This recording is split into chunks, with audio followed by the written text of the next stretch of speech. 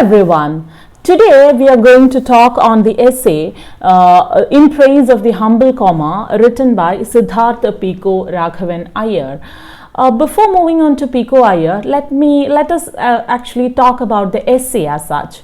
This particular essay, In Praise of the Humble Comma, is a very humble attempt to elevate the importance of punctuation marks in written communication, especially when people, including academic people, do have a tendency to neglect the relevance of punctuation marks and have a tendency to misuse it often. Punctuation marks need to be discussed as it falls out of our concern nowadays from all sorts of written communication, like say for example from the text messages to the email communication. Punctuation marks are in fact something which gives life to language, especially to written communication. Spoken word implies the presence of somebody. When you're speaking, what happens is a listener is present right in front of you, and the meanings and the feelings that you want to communicate gets communicated by different means, like through words, of course, plus when you're speaking, when somebody is speaking and you are listening, or you are speaking and somebody else is listening, what happens is the whole of the communication, the whole of the meaning and feeling gets through to the listener through words and the gestures, the body language that this particular speaker uses. Like you have facial changes, like sometimes when you are angry, you could express your anger on your face and the listener do understand that you are angry. You smile, you see all those emotions, everything. If you do not like something, the kind of facial expression changes all of a sudden. So facial changes do happen, different kinds of gestures are there. You could use your hands, you could use your eyes, you could use anything, you could even use your sound, like sometimes you'll have to high your volume, sometimes you low your volume, so your sound, the pitch that you use, the stress that you use, the tone that you use, everything we use so that meaning of this particular word that we have spoken gets through to the listener. So what happens, even sometimes what happens is even the context is very much enough for the listener to understand what this particular person mean.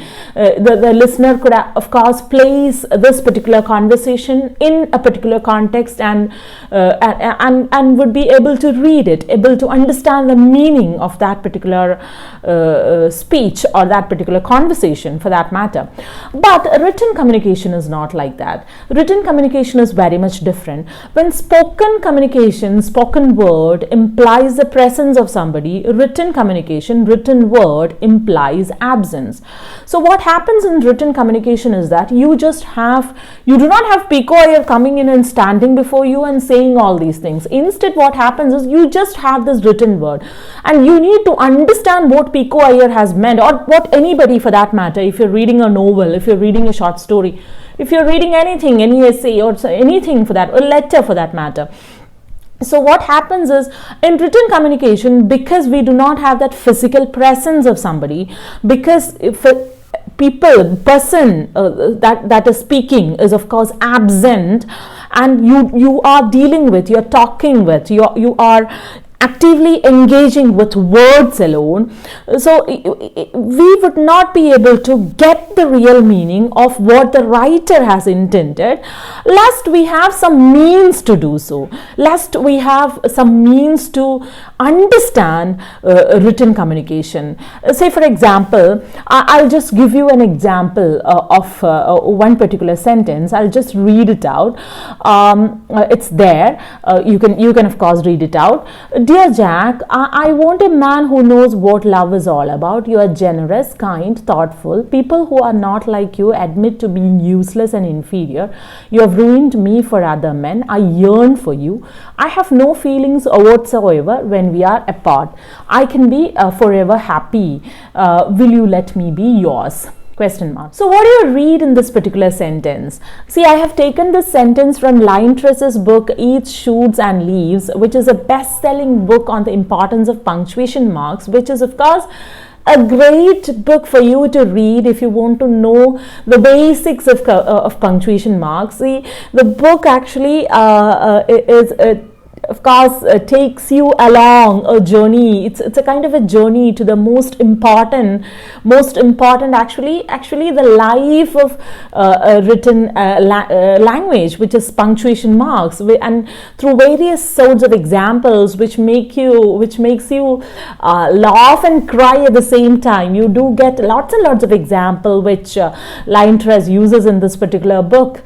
You have this panda. We'll talk about that now. If I give right punctuation marks in the right place for this particular paragraph that I was talking about, if you're giving right punctuation mark in the right place, you get to have a completely different meaning of this idea. We'll just do that. Say it was the sentence was first of all it was like, "Dear Jack, I want a man who knows what love is all about. You're generous, kind, thoughtful. People who are not like you admit to being useless and inferior. You have ruined me for other men. I yearn for you. I have no feelings whatsoever when we are apart. I can be forever happy. Will you let me be yours?" Now this was what we were talking about. Now I'll just give it right punctuation marks in the right place. "Dear Jack, comma, I want a man who knows what love is." A period there. "All about you are generous, kind, thoughtful people who are not like you." Period. "Admit to being useless and inferior. You have ruined me. For other men I yearn. For you I have no feelings whatsoever. When we are apart, I can forever be happy. Will you let me be? Will you let me be? Question mark. Yours. Now this is what happens. The whole meaning changes. When you get a completely opposite meaning, when we put the right punctuation mark in the right place. Now I hope you understood the need to place the right punctuation in the right place, and also in written communication, it is the punctuation marks which lets you know what the writer actually meant. If you do not have punctuation marks in a writing, like we talked about that particular paragraph about Jack, if you do not have punctuation marks, what happens is you just have to witness a deathless prose, kind of corpse-like prose which has no life at all. It's only punctuation marks which, of course, breathes life to this written body of language, right? The body gets its spirit, the body gets its life, or the corpse gets its life only when punctuation marks are added to it. So punctuation marks are defined by many in different ways. Some people say that, or use the analogy of fabric to define it by saying that, like a basting that holds the fabric, punctuation mark holds the language in shape. Some others equate punctuation marks to traffic signals of language, traffic signals of language, which tells you to slow down, notice it, take a detour and stop. Way back in the 3rd century, the Greek philosophers, they wrote scrolls and scrolls of letters without any spaces, without any punctuation marks, and the readers were not able to understand anything. And it was at that moment in the 3rd century that Aristophanes, who is considered the patron saint of punctuation, who wanted to help the readers know what is happening, know what the scroll is all about, or he wanted the readers to get to know the meaning of what is being written. So it was he who helped the readers to take a pause while reading, to breathe while reading. It was he who had introduced with his dotting ink, he had brought to us a comma, a colon, and the period.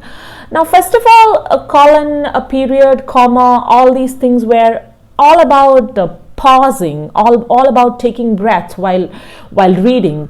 Then with time, punctuation marks began to express feelings, express context, decency, or later on what happened, it became a standard of writing, a standard etiquette in writing.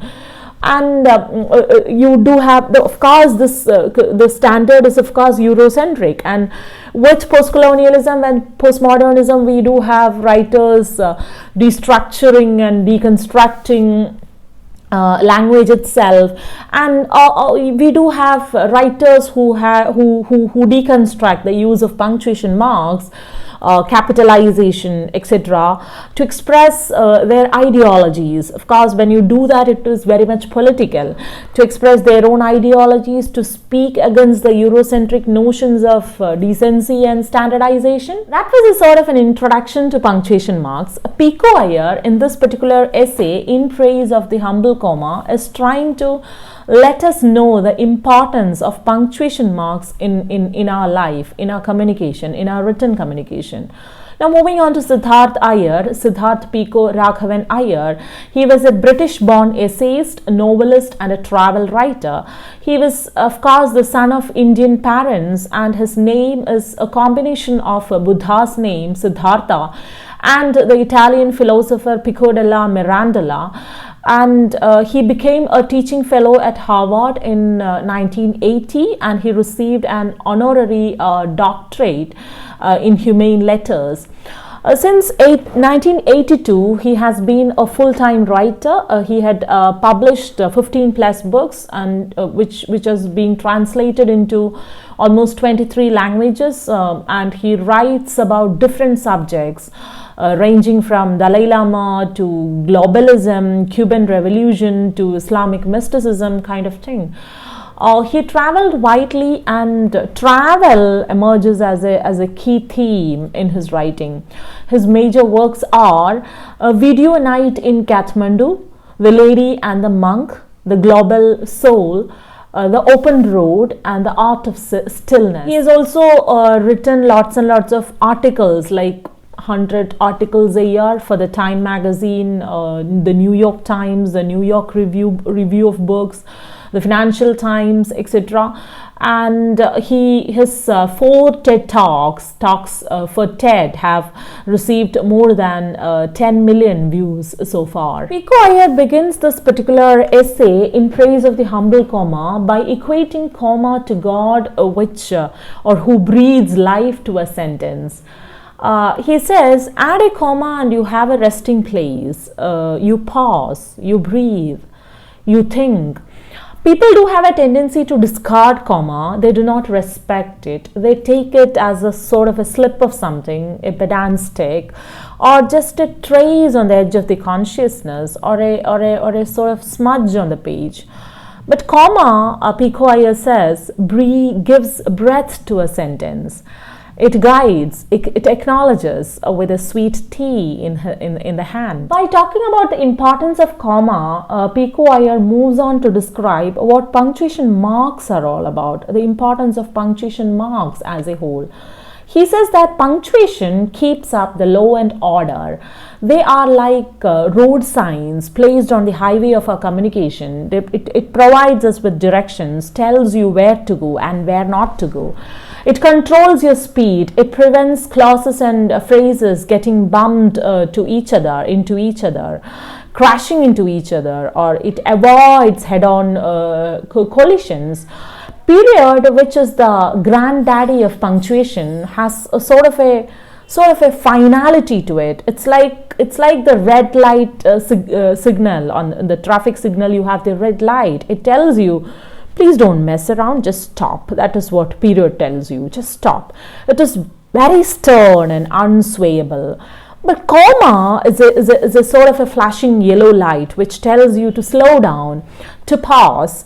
Comma was first used by Greek dramatists 2000 years ago, which was said to guide actors between breathing points at that time. Greek dramatists used it as as a means to guide actors, to provide them with breathing points. Now, I hope you're familiar with this beautiful saying that a cat has claws at the end of its paws, but a comma has a pose at the end of a clause. Now, that was what comma is all about. Now, a semicolon tells you to ease gradually to a halt and gradually to start up again. And this slowness that you have is the language of love. The slowness that punctuation marks provide, be it semicolon, be it colon, be it period, that is of course which gives life to written communication, written language. That is the language of love.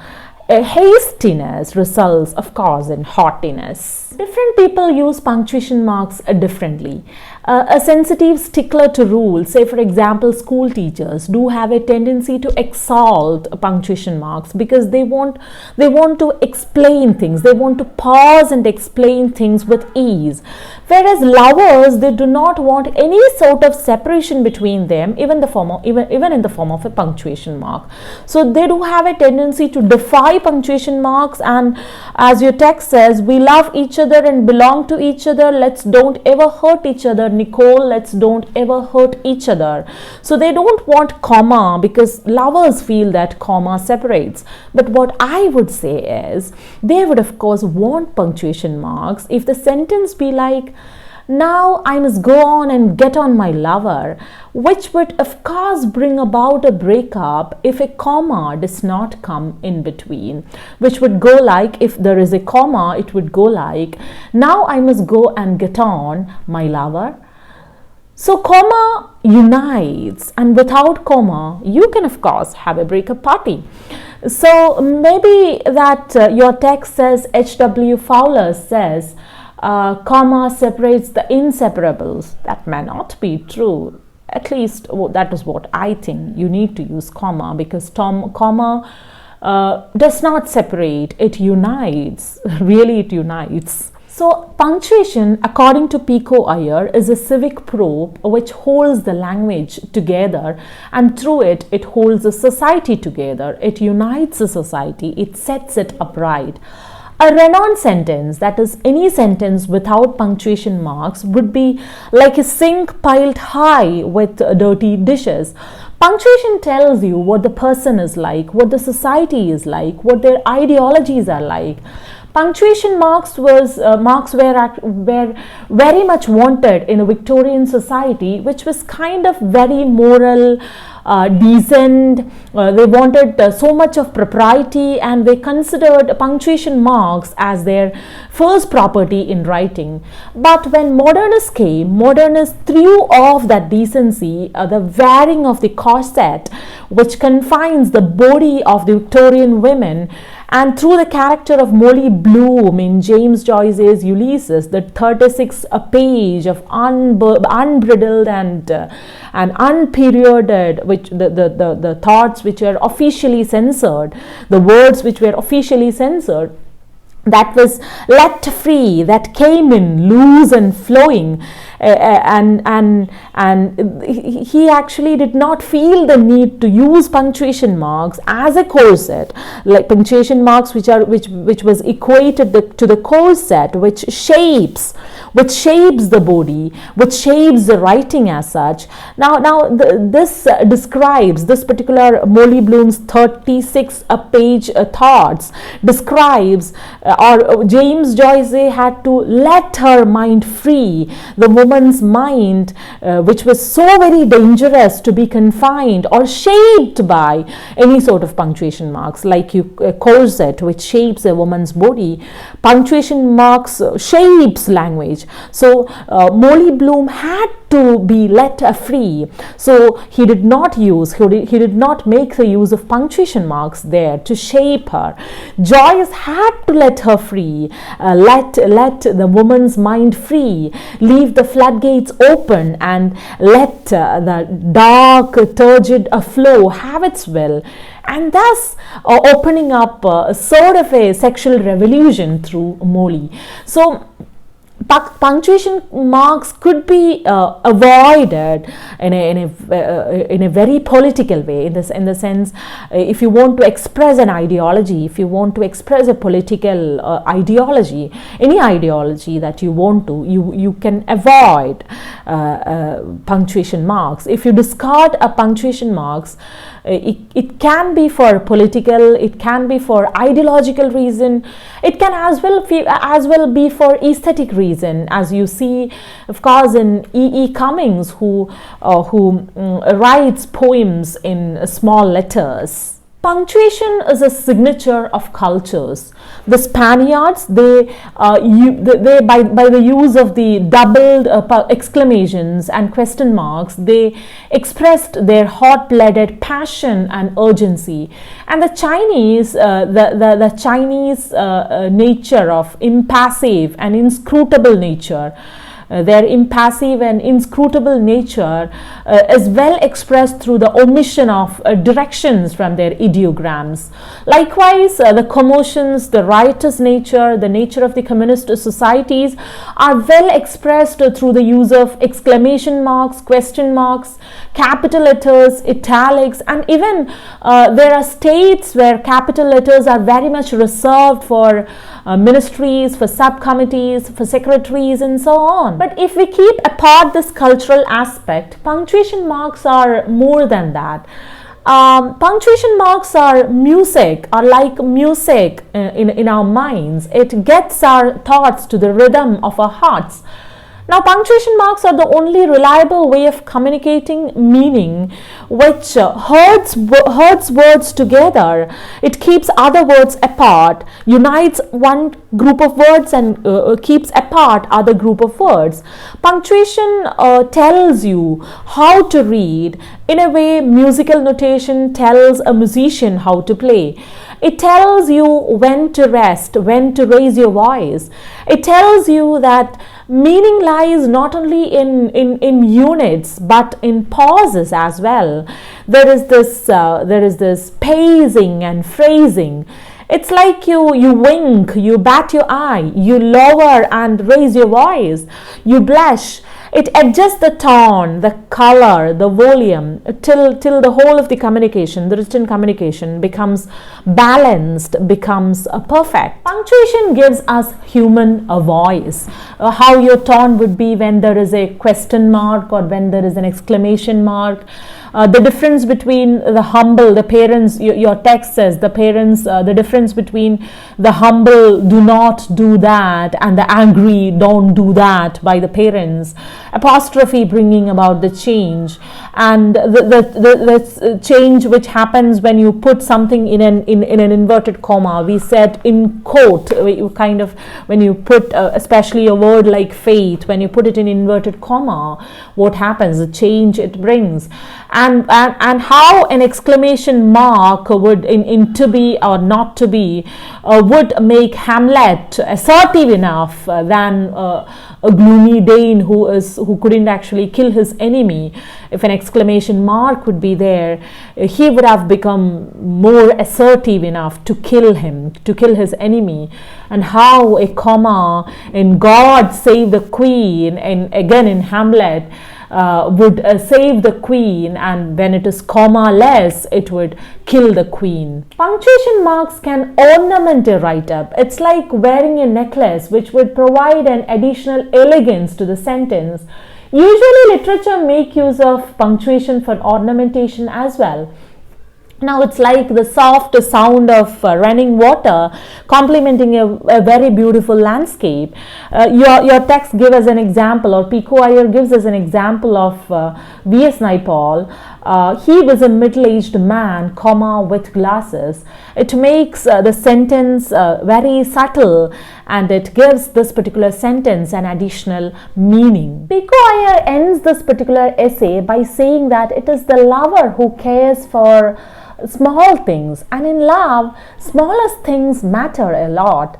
For a lover, an afternoon light which catches the nape of the neck is very important. For a lover, the strands of the hair slipping from behind the ear is important. Small things are very important for a lover. So a lover scans a letter, scans an alphabet, scans a word closely. A lover goes deeper into its nuances, its gaps, its sighs, its hesitations, and it's only a lover who would be able to read the subtle difference between a bracket, a comma, and a hyphen and a period, which takes him from ecstasy to heartache. So it is a lover who could understand that a period could pierce his heart, a comma could hear a voice break or at least a heartbreak. So once you are in love with the world and in love with the word, you love all the details of the world and the word, and of course love and care for the bits of language, for the nuances of language, like punctuation mark, for example, which give language its spirit. So unless and until we understand the importance of punctuation marks, unless and until you understand the nuances, the subtle details of language like punctuation marks, you would be like the panda who has read panda eats, shoots and leaves. The panda who comes and eats food and takes a gun and shoots and leaves the place. Of course, for us not to be like that, for us not to be like panda, for us to understand the importance of punctuation marks is very important. So to not to be the panda who eats, shoots and leaves, we need to understand the importance of punctuation marks. Thank you all.